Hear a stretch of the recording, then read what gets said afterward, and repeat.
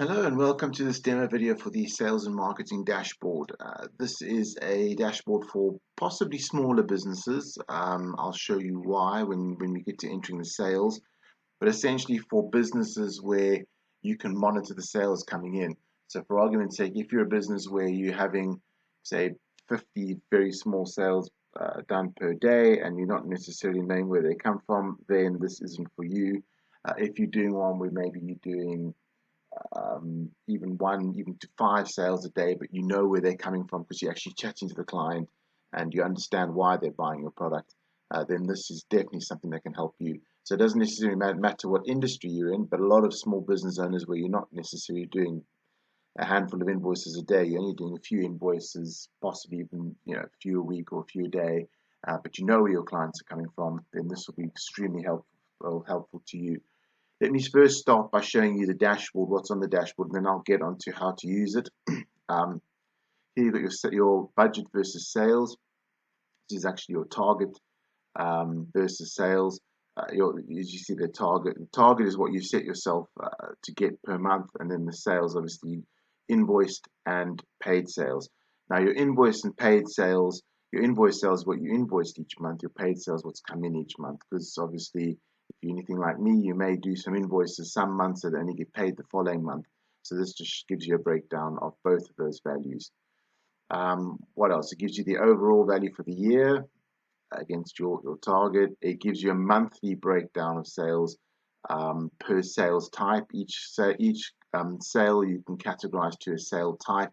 So if you've got various different kinds of products that you sell, you can then assign different product types so that you can see what kind of product is being sold when, if any seasonal trends, that kind of thing. So you've got your monthly breakdown per sale type. You got your monthly breakdown per source. What are the sources? The sources are all your marketing sources. So Facebook, LinkedIn, social media sites, as well as maybe face-to-face networking events, networking breakfast, that kind of thing, as well as advertising in newspapers or magazines. So wherever your advertising is, where you're expecting to get clients from, these will be your sources. I'll show you how to set all of this up, but I'm just showing you the report that it generates. So this report is for a year. 12-month period, but obviously you can just reuse the spreadsheet year after year after year, but obviously just keeping it 1 year at a time to keep the amount of data that you put in down to a minimum. There's your monthly breakdown. As we go down, we can see the returns per versus cost per source. So you can see what your cost is for each of those marketing sources and how much money you've got in through sales based on that. So you can which then calculates your return on investment on each of your different sources. You've got your breakdown of your marketing costs. So your marketing costs, what portion of that is cost of time, what's individual costs, what's monthly costs, what's cost of mileage, that kind of thing. You can see a breakdown, which is quite useful. You've got your time broken down by source. So how much of your time are you spending on your different marketing sources? How much of your travel are you spending on different marketing sources? How much of your money are you spending on the different marketing sources? And then also here you can see per source, you can see the sale, the percentage of the overall sales and the cost of the overall sales. So for argument's sake, one here, which is, for example, let's find one, green and green, there we go. It's 9.82% but of the sales, but only 6.73% of the cost. So you can see a nice breakdown there of all of the different sources. Further on down, it's actually quite a useful graph here, which is the difference, the relationship between the source and a product. So if, for example, a specific product type is more popular on Facebook and a specific product type is more popular on LinkedIn, this will clearly show you where your hotspots are, where the kind of matches made in heaven are as far as product type per source, so that you know where to focus your marketing. So that gives you a good breakdown as well.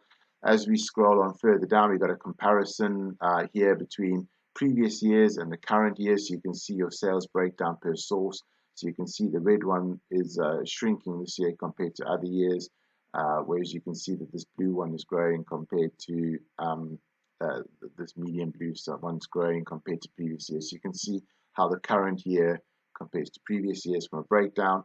You can also see the return on investment, how those compare from previous years to the current year. And if you scroll down, you can also, so in other words, so as I was saying, it's gone up. The blue's gone up from there, but it hasn't. The actual amounts probably increased according to this, but the reason why it's gone up because this is a total percentage of your total sales. So the higher percentage of your sales is coming from the medium blue. So that is that. As we scroll down, let's go have a look at some more. Here's your overall sales costs, your sales versus cost for the year and overall. So you can see what you can see immediately here is that in proportion, your sales are a lot higher compared to your costs in this year than they were in previous years. And then if you go to the beginning, this is exactly what it confirms. That's your overall kind of sales figure, and that is your portion of profit, and that's what's going into your costs, whereas obviously you can see your costs were a lot higher previously. So this is the report that it generates, and it generates this report automatically as you enter data. So what is that data that you need to enter? There are 3 batches of data. Let's first go to the intro and setup. Here you can actually list your sources. So here you can put in Facebook, LinkedIn, magazine, whatever else you want to be putting down as a source. This data here, every time you use a new spreadsheet for new year, just copy the green data where it says export, paste values where it says import, and then start the next one. So this is a running total, and it'll then add to the following year, and you'll continue the running total going. So when I start a new spreadsheet, just do save as, and copy the data from the old spreadsheet, paste values into the new one, and that'll carry the totals over. You can select the month and the year in which to start your 12-month period. It will show you the dates down here. Your business name should already be locked in there. That's why it's a black cell. We'll do that here before we send it to you. Marketing, you can put down your hourly rate for marketing so that it takes into consideration how much time you've actually spent on your marketing and what the value of that is. You can put down an hourly rate of 25, 35, 55, whatever is your hourly rate that you want to put in there. You can also put down a rate per mile. As you can see, I've got 2 different dates. If it's all the same, you can just leave it like that. And in fact, if you take that out there, then you'll see it'll be for the whole year. If during the year it changes, you can do that. And then, for argument's sake, £1 a week. Hang on, not like that. £1. There you go. The reason why I've done it in 2 is because obviously if you're using your normal AA rates at the default rates, what will happen is when you hit a certain mileage, it then uses a lower rate. So during that year, instead of monitoring the mileage, because you might be using your vehicle for other things and claiming for other things as well. So what I've done is I've just put it from a date. So as soon as the date arrives where it drops down, you can put in a date. So that's just if you've got 2 different rates over the year that it remembers. It remembers what dates to charge the first rate and from what date to charge the second rate. If you only ever use one rate, just leave one rate in, leave that blank, and it'll take it. Which sales data to use? The sales data, what you need to do here is you can select paid or invoice. Sorry, not which sales data, which sales date, that is correct, date to use, paid or invoice. What happens is when we get to sales, you'll see you'll put down the sales invoice when you actually invoice it, and then you put down the date when it's actually paid. Now on your report, if you remember correctly, we showed both those values, but for the rest of the graphs, they need to know which date to use. So on your settings, you can either go by the paid date, or you can go by the invoice date for the rest of the graphs. You can select which date to actually use in that report. Your product categories, we spoke about categorizing your products. You can list the products down here. That's all good. And then those will be available for selection. So whatever you put in here will be available for selection, and whatever you put in your sources will be available for selection on your sales tab. Here are your targets per month. What are your sales targets per month? You can put those in as well, which will go onto the graph. And last but not least, your marketing return on investment. It's just a color code. So everything over 50% will be green, 25% will be yellow, and 0% will be red. So you can just put those figures in, which will then adjust the colors on the graph. I think that's all for that page. That's your setup. You do that first. And then all there is, let's go over the easiest one first, your monthly marketing payments. If you've got regular payments, now I'm not talking about things that you do when you're spending time and travel and things like that. But for example, if you've got like Facebook advertising and you've got a set amount that goes off each month, or you've got an amount that goes off each month, it doesn't necessarily need to be the same, but there's no time involved, no travel involved, and it's a regular kind of thing, then you can put those values in here. So you can put there, I mean, if you've named source one as Facebook, you'll see there will say Facebook, you can put the values there. I've got the same one across the year, and here obviously it increases in the new year. So if you want to put the same one in, if you put a value in there and you right click copy, you go across and you say right click paste values, it'll paste them across. So you do need to do each month. You can use the copy and paste values to put the values across. But the reason why I've asked for each month is so that if you do want to change it, you can just go in and change it. So even if every month it's a different amount, but it's going to come off every month, you can just go in each month and put in the value.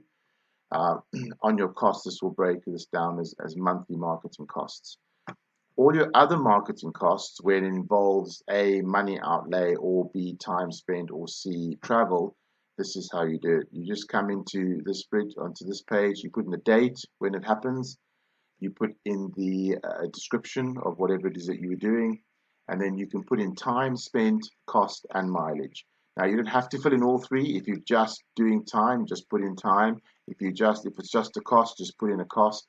If it's a time and cost, put in a time and cost. If it's mileage, time and cost, put in all three. It's up to you. But obviously each line being an entry, so for argument's sake, even if you combine them, it doesn't really matter. The important part is selecting which sources they apply to. So if for argument's sake, like this one here, you did 20 miles mileage and you spent an hour and a quarter, and it says, well, what was it for? And you go, it was for those two sources there.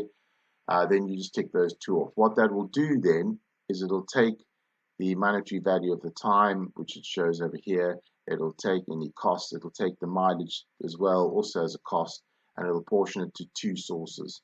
So it'll divide it up. If you just tick one source, everything will go towards that one source. If you tick two sources, it will all go to that.